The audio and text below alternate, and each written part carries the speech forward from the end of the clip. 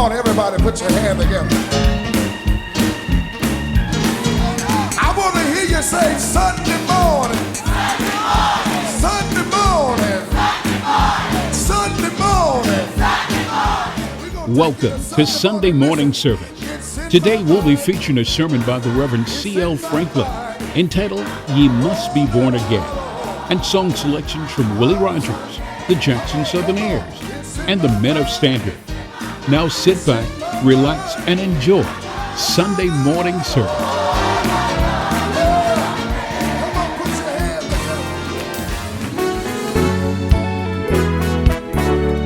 Oh yeah, Jehovah Jireh.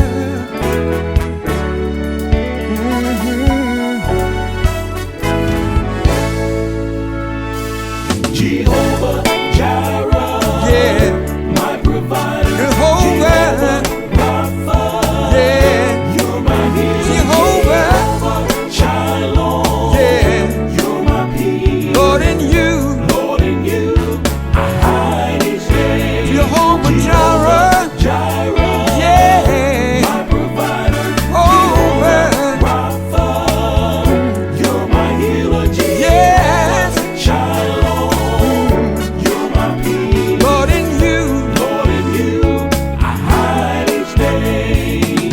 from the scorching sun, Lord, you keep me. From the stormy day, Lord, you hide me. From the bad time, you cover me.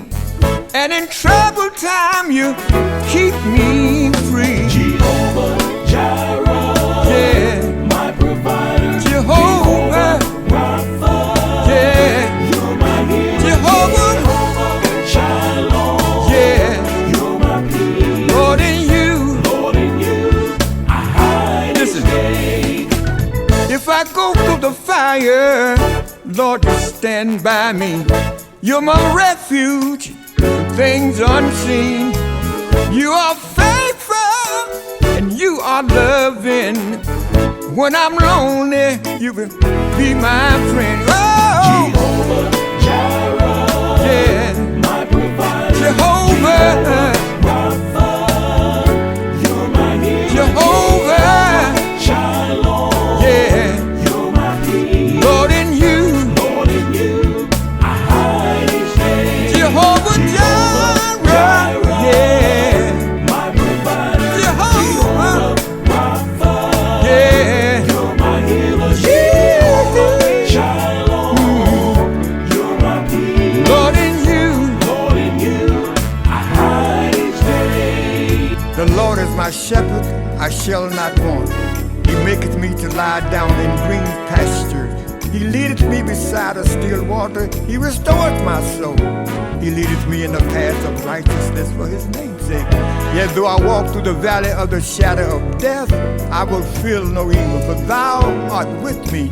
Thy rod and thy staff, thou comfort me. Thou preparest a table before me in the presence of my enemies. Thou anointest my head with oil, my cup runneth over. Surely and mercy shall follow me in all the days of my life, and I will dwell in the house of the Lord forever.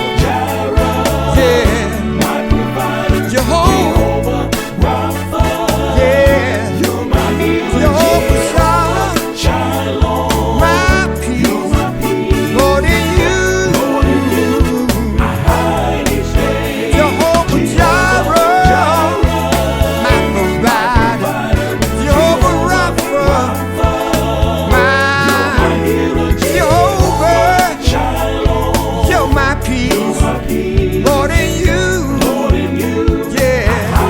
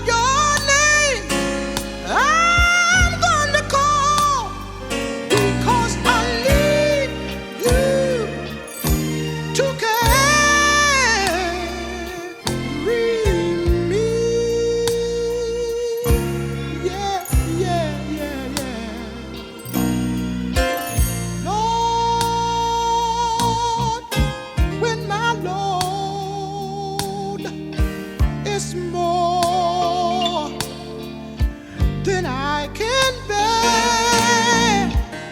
I look to others for some help, and there's no one there when my strength is almost gone. Lord, please, please don't leave me alone, because I need you to carry me.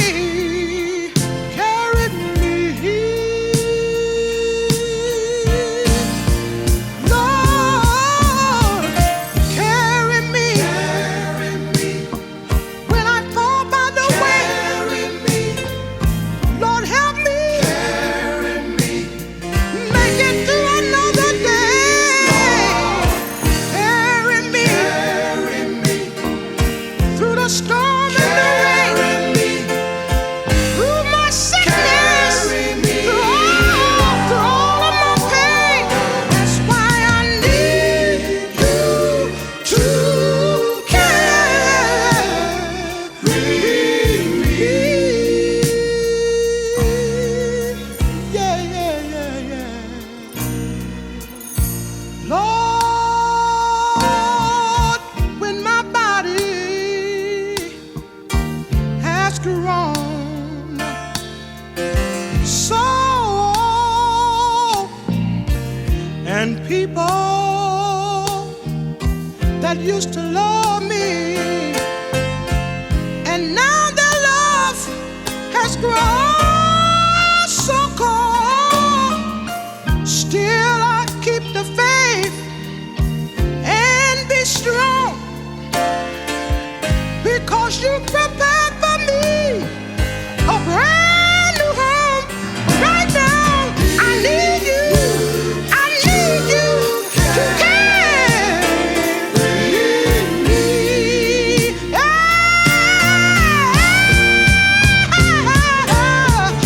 Carry me. When I fall by the way, Lord, help me. Make it through one more day. Lord, carry me through the storm and the rain, through my sickness, through all my pain. That's why I need you to carry me. To carry me.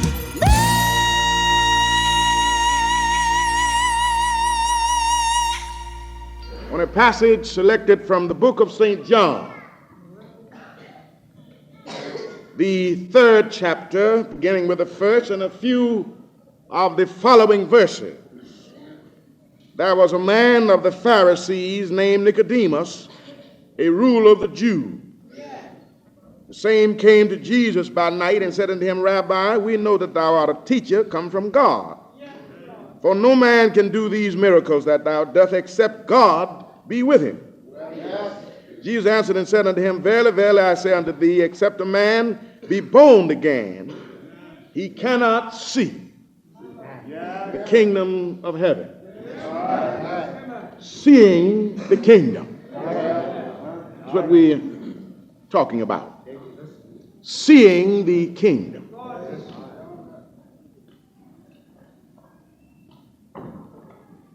It is thought that Jesus was stopping in the home of one of his disciples when Nicodemus visited him on this epochal night, desirous to interview Jesus on the question of being born again. Being born again. You see, we are concerned about Nicodemus, number one, as to who he was.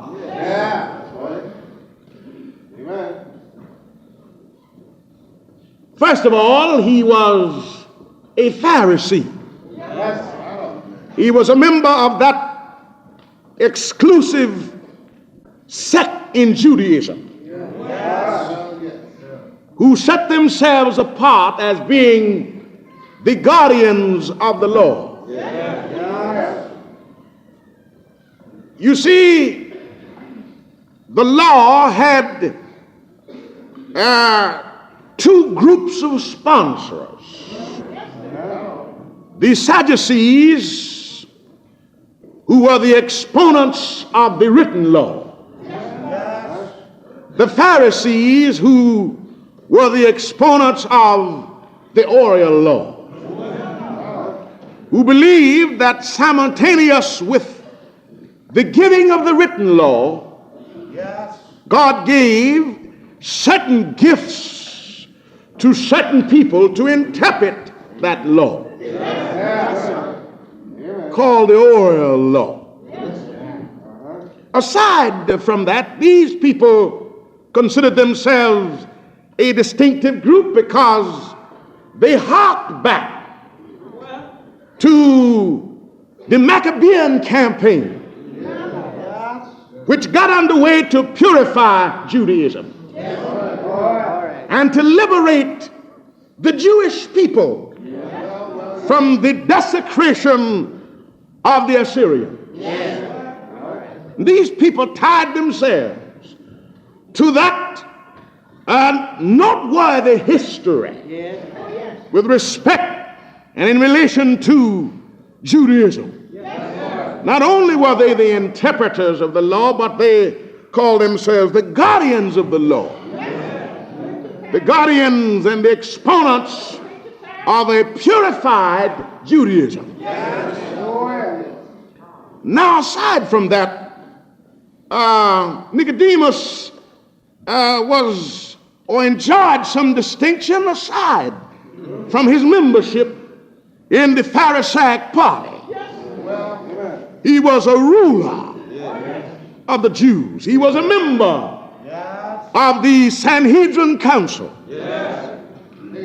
And the Sanhedrin Council was a kind of a supreme court in Judaism. A kind of a supreme court. Now, it was this type of man, a man who was a Pharisee, a man who was a strict religionist, a court justice, so to speak, who came to Jesus by night. Now, there's been some speculation as to why he chose to come by night. Some speculate that he was ashamed. Others felt that possibly his occupation, his profession, his job, his work preoccupied him and rendered him unable to see Jesus during the day, and that the nighttime was the only convenient time for him. Be that as it may. But what I think is really important is that he went to Jesus. That's the important thing. No matter about the time, the great thing is that he went to Jesus. Doesn't make any difference about what time it is. Day or night's all right. The important thing, the thing that you should not allow or dare to put off, and that is to see Jesus. To see Jesus. See Jesus. And then he, upon his visit, he addressed him. He exhibited a unique respect for Jesus. This man, I don't know, I think that if there was any real reason for visiting Jesus by night, I think it would be that rather Jesus had not been sanctioned by Judaism, The leaders, the high priest, the church, the nation had not accepted Jesus, had not sanctioned Jesus, and this man was a public official. And a great deal of importance was attached to him interviewing or visiting with anybody. Isn't it so?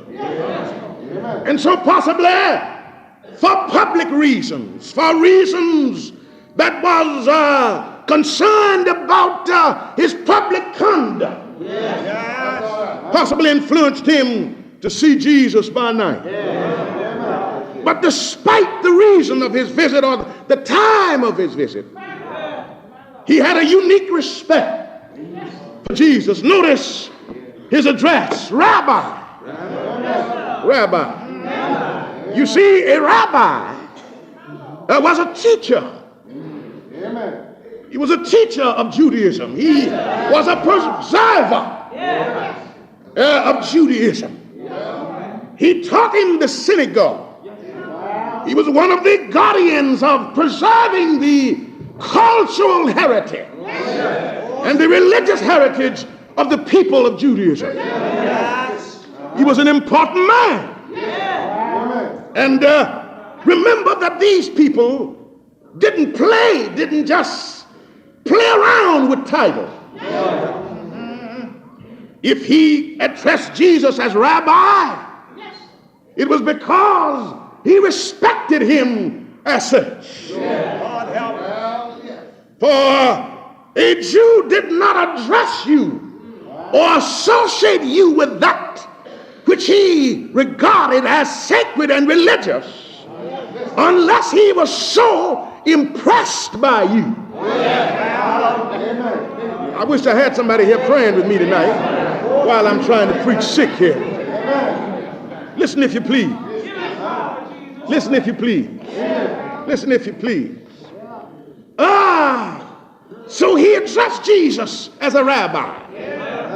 And then he indicated that Jesus had been the subject of discussion and the subject of consideration, not only by him but by his associates. Listen at it. We know. Listen at it. More than me been thinking about this thing. We know. We have not only thought, we have concluded. We know that thou art a teacher sent from God. I wish you'd pray with me. We know that thou art a teacher sent from God. For you couldn't do these miracles that you're doing except God was with you. But sir, I'm a little puzzled. I was in one of your audiences on a previous occasion, and your subject, your teaching, your preaching embraced a strange subject. The subject of being born again. Now, I'm not an illiterate man. I'm a man who's versed in jurisprudence. I'm conversant with current philosophy.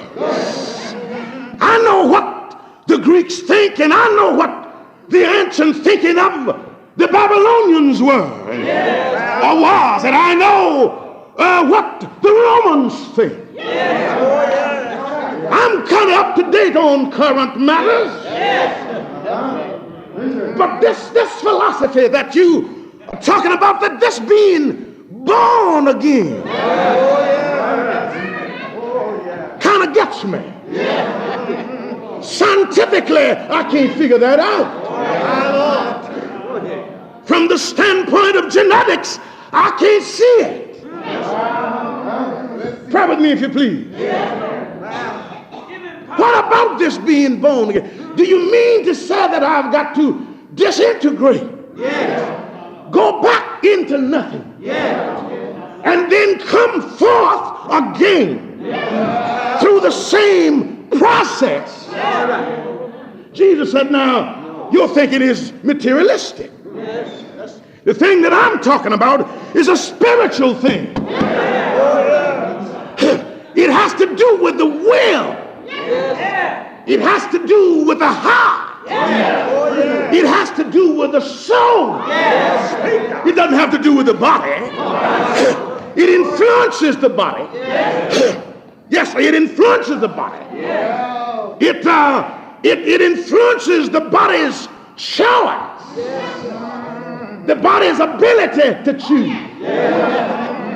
It influences the disposition of the body. But it's a spiritual thing. And aside from that, don't marvel over it. You must be born again. It's imperative. It's mandatory. That is, if you expect to see, comprehend, and understand the kingdom, you've got to be born again. I wish you'd pray with me. You see, we have a lot of folk in the church who are not of the church. Did you hear what I said? We have a lot of folk whose names are here, but whose souls are not here.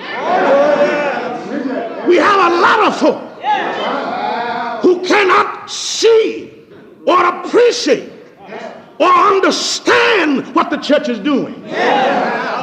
You know why? Jesus said you couldn't see it if you hadn't been born into it. I wish you'd pray with me. I want to say to you, anyone, in order to see it, you must be born into it. Let us take, for example, the physical world. You can't stand on the outside of this planet and see and appreciate and understand what's going on it. If you would appreciate the pale splendor of yonder's moon, if you would appreciate the unique beauty of yonder star, if you would respond to the blushing beauty of yonder's robe, if you would behold the quiet majesty of yonder's mountain, you must be born into this world. Otherwise, you can't see it. You can't see it. You cannot see physical things unless you've had a physical birth. That's not only true in the world of physics, it's true in the social world. You cannot appreciate the order of society, no society, unless you've been born and integrated into that society. Isn't it so? A little boy walks into the grocerman's store, holding on to his father's hand. He looks on the counter and see there in fanciful paper beautiful cakes. You see there fruit that challenge and tease his appetite. And he walks up to the counter and gets all the cakes that he wants without even looking at the grocer or feeling any sense of responsibility to him. You know why? That little boy has not been born socially. He has not been integrated into the social order. He has not learned the laws of what is mine, and what is thine is thine. No. He sees the cakes, and he knows that he wants them, and that's all that really matters to him. Isn't it so?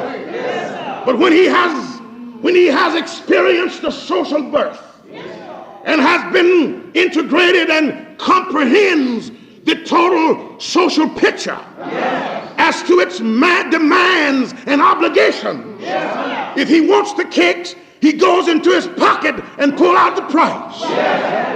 But he can't see all of that or none of that until he has been born socially. I wish I had somebody here that was praying with me. Isn't it so? Listen if you please. Listen if you please. It is said that once in Italy, there was a great crowd visiting one of the world-famed art galleries. I'm going to bring this home pretty soon. And that crowd was milling through quietly and standing before the great creations of the great immortals as if they were praying, as if they were awe-stricken. Another woman who had no appreciation for art and for extraordinary creations in paint looked in and saw all of this crowd of folk, and said to the custodian, "What are all these folk doing here?" The custodian said, "Well, madam, this is a world-famed art gallery." She looked up on the wall with unseeing eye and said, "I don't see nothing but pictures." You see, to her, they were picture and only picture, because she had not been born into that world. She had no appreciation, no understanding, no sense of comprehension, because she had not been born into that world. She could not see its beauty. She could not see its value. She couldn't see anything about it in a comprehensive way. Because as Jesus said, before you can do that, you must be born into that world.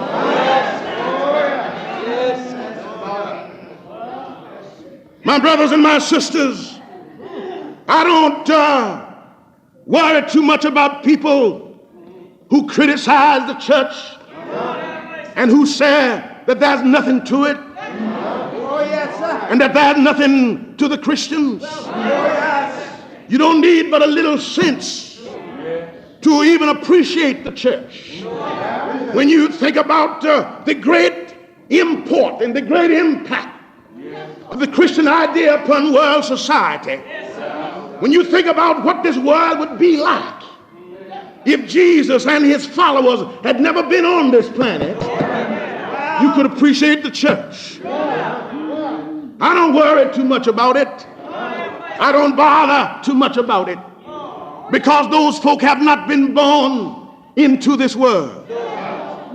And if you have not been born into it, you can't see it. The singing doesn't mean anything to you. The preaching doesn't mean anything to you.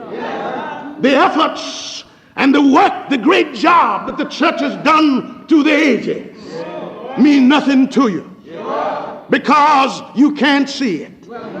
And if you haven't been born into it, you can't see it.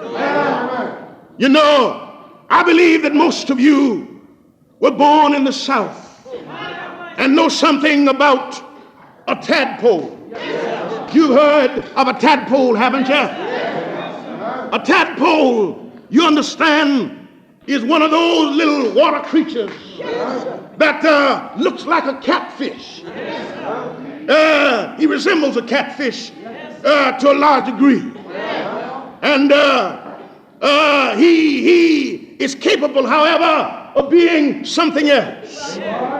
He's usually found around stale and stagnant water.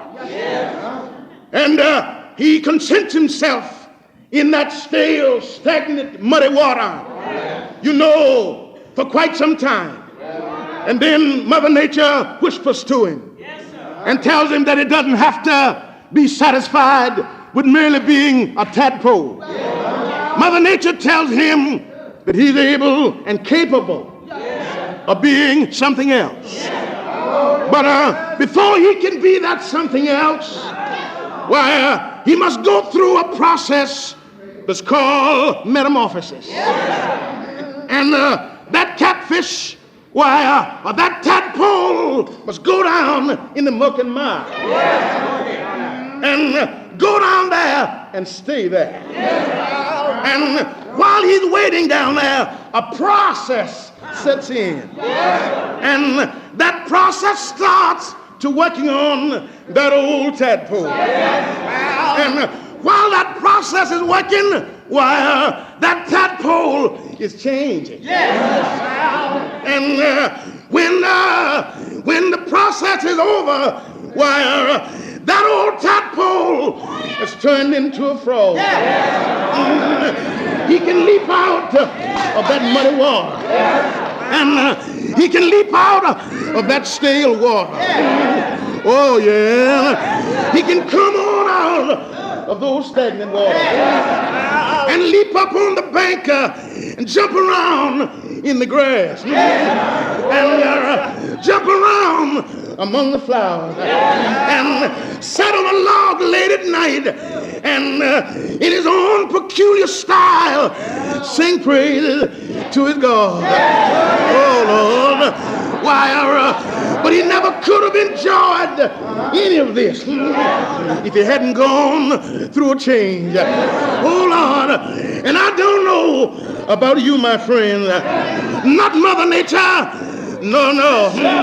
But the God of nature whispered to me one day, as Mother Nature did to the tadpole, and said, if you're a sinner in your sins, you don't have to be satisfied with what you are. You can be an heir of God and a joint heir with Jesus Christ. Oh, Lord, you can have a home on high. You can be an inheritor the things in the sky.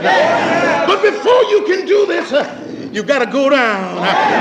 Go down on bended knees. Go down in humility. Go down in an effort to seek God's pardon for your sins. Oh, Lord, if you stay there, a spiritual metamorphosis will set in on your soul. Oh, yes, it will. Oh, Lord. And when the process is over, oh, Lord, when the chain has been finished, oh, Lord, you may have been a sinner, but you arise a new creature. Yes, you will. Oh, yeah. You arise and walk in the newness of life. Yeah. Maybe you don't know what I'm talking about. Oh, yeah. Somebody said when it was all over, I stood up on my feet. Yes, I did. And looked at my hand. And yeah, my hand looked brand new. Yes, they did. Somebody said, look like the clothes that I had on. Look brand new. Yeah.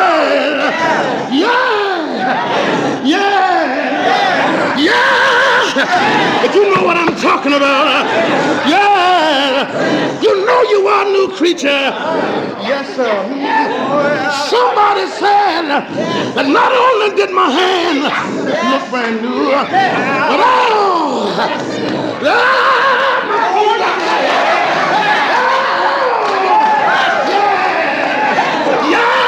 look like a new creature.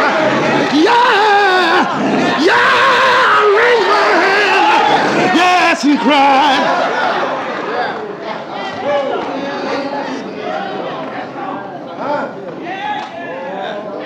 Born again. You must be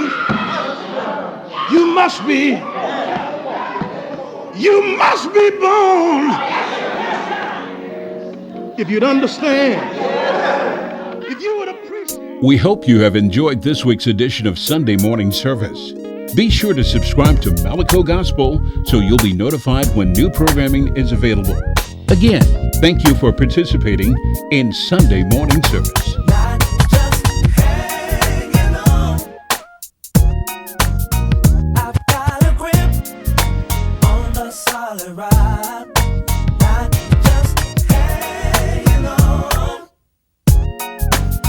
I've got a grip on the solid rock. Gone are the days of just barely hanging on. Gone with melodies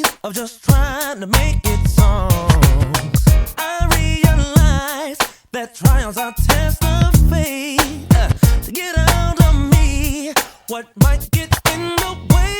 So I remind myself. I gotta remind myself. God is a present help. And if the test I cannot take, He'll make the way of escape. Hanging on, not just hanging on. Got a grip, solid right. Hanging on. No. I've got a grip and I won't. On the solid right. As Christ suffered, I myself likewise. These trials I face, they come at no surprise.